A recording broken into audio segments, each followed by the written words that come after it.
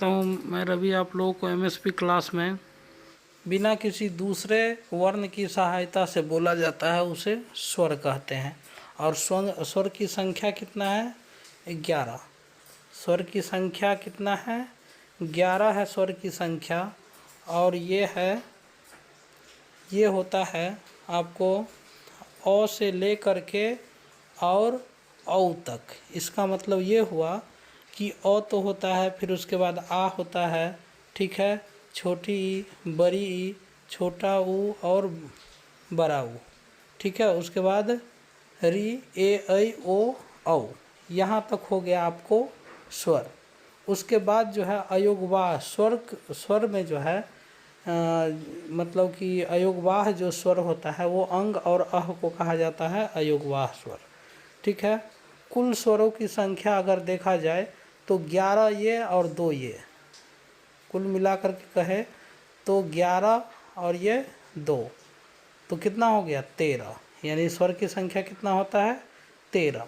तो इस बात को हमेशा याद रखिएगा आप लोग, जो स्वर होता है स्वर की संख्या कितना होता है? 13 होता है, ठीक है ना। ये 11 और ये 2, दोनों मिलाकर के कितना हो जाएगा? ये 13। अब देखिए व्यंजन जो होता है, ठीक है, इसमें स्पर्श व्यंजनों की संख्या 25, ठीक है। स्पर्श व्यंजन की संख्या कितना होता है? 25। वो होता है जो पांच पेयर वाला जो होता है ना हिंदी व्याकरण में, जैसे क, ख, ग, घ, अरा। तो ये हो गया। देखिए इसमें क्या गो संख्या? 1 2 3 4 5। इसको कवर्ग कहा जाता है। तो कवर्ग में 5 गो, उसके बाद चवर्ग होता है, टवर्ग होता है, तवर्ग होता है और पवर्ग होता है, ठीक है ना।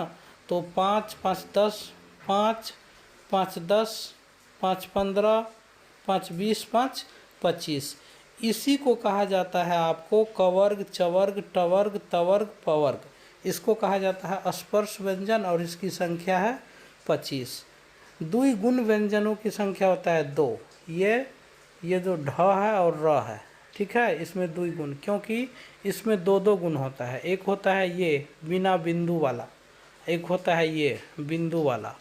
उसी तरह से ये एक होता है ये और एक होता है ये बिंदु वाला, ठीक है ना। तो इसमें द्विगुण है, तो इसकी संख्या आपका कितना हो गया? 2 हो गया, ठीक है। इसको द्विगुण व्यंजन कहा जाता है, ठीक है ना। अब देखिए अंतस्थ व्यंजनों की संख्या होता है 4। अंतस्थ व्यंजनों की संख्या कितना होता है? 4। और ये है य, र, ल, व। कौन है? य, र, ल, व, ठीक है ना। अब चलिए देखते हैं आगे। ऊष्म व्यंजनों की जो संख्या है, ऊष्म व्यंजन, इसकी संख्या है 4। कौन है? तालव्य स, मूर्धन्य स, दंत स और ह। इसको कहा जाता है ऊष्म व्यंजन। तालव्य स इसलिए इसको कहा जाता है क्योंकि ये तालु से बोला जाता है। मूर्धन्य स इसको इसलिए कहा जाता है क्योंकि ये मूर्धा से बोला जाता है। दंत स इसको इसलिए कहा जाता है क्योंकि ये दंत से बोला जाता है, ठीक है ना। इसका उच्चारण स्थान कहाँ है? दंत। तो आप लोग समझ गए होंगे ऊष्म व्यंजनों की संख्या 4 और संयुक्त व्यंजनों की संख्या 4। यह अक्षर ज्ञ और स्र। इसको संयुक्त व्यंजन इसलिए कहा जाता है क्योंकि ये दो दो अक्षर के मेल से बना हुआ है। अब समझिए, तो इस तरह से हम लोग अगर देखें तो वर्णों की कुल संख्या हो जाएगा 52। वर्ण की संख्या कुल कितना हो जाएगा? 52। अब जोड़ लीजिए, 11 ठू आपका हो गया, 11 ठू स्वर, 2 अयोगवाह, 3 है ना, सॉरी इसको जो है ना इसको हम साइड रखेंगे क्योंकि ये पूरा इसमें आ जाएगा। 11 हो गया, 2 हो गया, 13 13 25 को जोड़ दीजिए, 38 38 2, 38 और 2 हो गया 40 और ये 4 तिया 12, ये तो 52। यानी कुल वर्णों की संख्या कितना हो गया? 52। याद रखना है आप लोगों को, कुल वर्णों की कुल संख्या कितना हो गया? 52, जिसमें से 13 ठू हो गया आपका स्वर, जिसमें से स्वर की संख्या कितना हो गया? 13। स्वर की संख्या 13 और बाद बाकी जो बच गया वो हो जाएगा व्यंजन। ठीक है, अब समझिए स्वर में आ जाइए। अ और आ जो होता है इसको कहा जाता है कंठ्य स्वर, क्योंकि ये कंठ से बोला जाता है। हर्षी दीर्घी यानी छोटी बड़ी हो जाएगा तालव्य स्वर, क्योंकि ये तालु से बोला जाता है। हर्षु दुर्गु हो जाएगा ओष्ठ्य स्वर, क्योंकि ये ओष्ठ से बोला जाता है। मूर्धन्य री हो जाएगा मूर्धन्य, क्योंकि ये मूर्धा से जो बोला जाता है। ए और ऐ ये हो जाएगा कंठ तालव्य, यानी कंठ से भी और तालु से भी बोला जाता है। औ ओ और औ ये दोनों हो जाएगा कंठोष्ठ, यानी कंठ और ओष्ठ दोनों के मिल संयुक्त रूप से ये बोला जाता है। अब देखिए हरस्वर, हरस्वर यानी कि जिसमें कम समय लगे उसको कहा जाता है हरस्वर।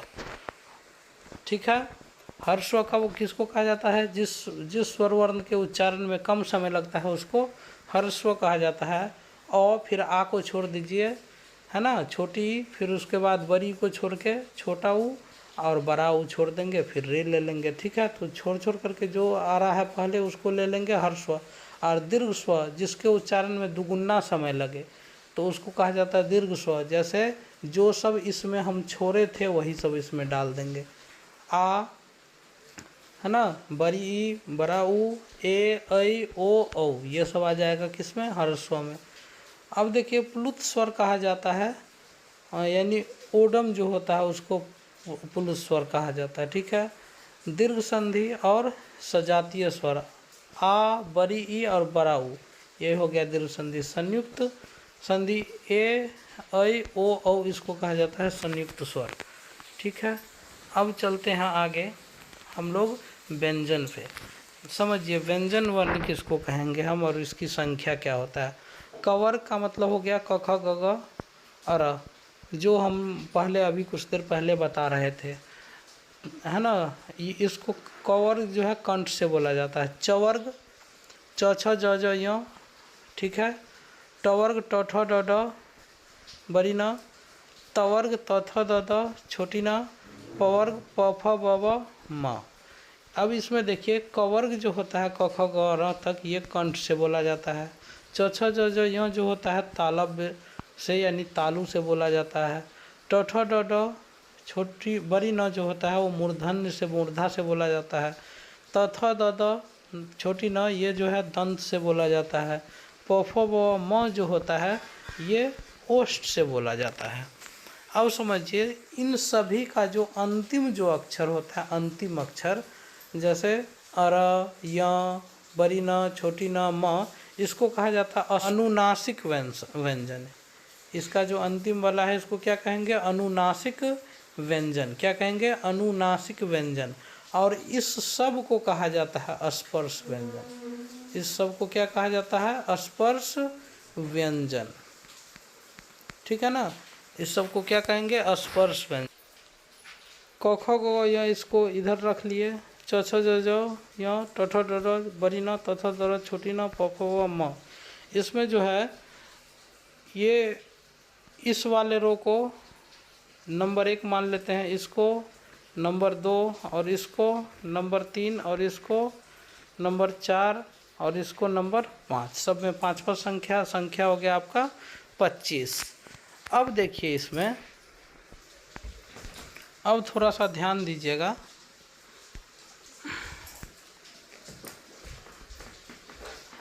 अब जो है ये क इस यानी कि इसका पहला और इसका दूसरा यानी कि ये वाला और ये वाला क, च, ट, प, त, प और ख, छ, ट, थ, फ ये सब हो जाएगा अघोष व्यंजन।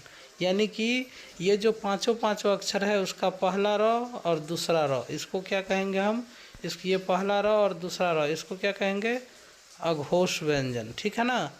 और इसके बाद जो आता है ये 3 गो यानी तीसरा, चौथा, पांचवा इसको कहेंगे सघोष व्यंजन।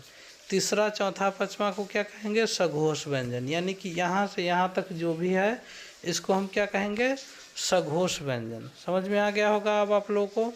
अब देखिए आगे जो ये दूसरा वाला रॉ का जो है, जो भी है दूसरा रॉ का ख, छ, ठ थ फ। और चौथा वाला र का, चौथा वाला र ये मतलब कि ये हो गया। चौथा वाला र मतलब कौन हो जाएगा? घ झ ढ ध भ, ये हो गया। यानी कि दूसरा और चौथा, दूसरा और चौथा और तालब स मुदन स दन स ह, इसको कहा जाता है महाप्राण। क्या कहा जाता है? महाप्राण। इसके बाद जो आजा बच जाता है कौन? पहला तीसरा पचमा, इसको अल्प प्राण, है ना। पहला यानी कि इस र का थोड़ा सा कलर चेंज कर लेते हैं तब आप लोगों को अच्छा से समझ में आएगा। ठीक है,